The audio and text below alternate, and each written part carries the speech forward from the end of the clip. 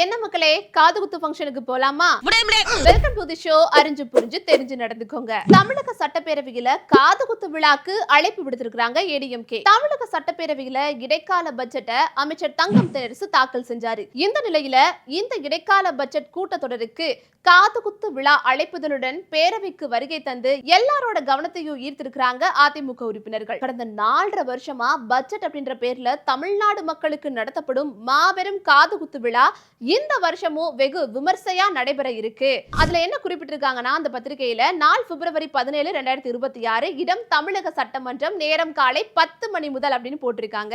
இந்த விழாவுக்கு தலைமை தாங்குபவர் தமிழ்நாடு முதலமைச்சர் மு.க. ஸ்டாலின், நிதியமைச்சர் தங்கம் தென்னரசு முன்னின்று காது குத்துவார் அப்படின்னும், மேற்படி விழாவுல கூவம் சுத்திகரிப்பிற்கு நிதி, சென்னை மழைநீர் வடிகால் திட்டத்திற்கு நிதி, சிங்கார சென்னை திட்டத்துக்கு நிதி அப்படின்னு விதவிதமா காது குத்தப்படும் அப்படின்னு மகிழ்ச்சியோடு தெரிவித்துக் கொள்கிறோம் அப்படின்னு இந்த அழைப்பிதழ்ல அச்சிட்டு இருக்காங்க.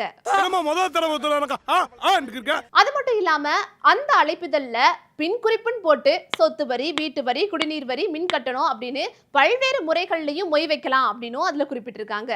அந்த அழைப்பிதழுடன் சட்டப்பேரவைக்கு வருகை தந்த அதிமுக எம்எல்ஏக்கள் அந்த அழைப்பிதழை எல்லாரும் பார்க்கும்படி கைகள்ல ஏந்தி வந்து எல்லாரோட கவனத்தையும் ஈர்த்திருக்கிறாங்க. நல்லா இருக்குல்ல?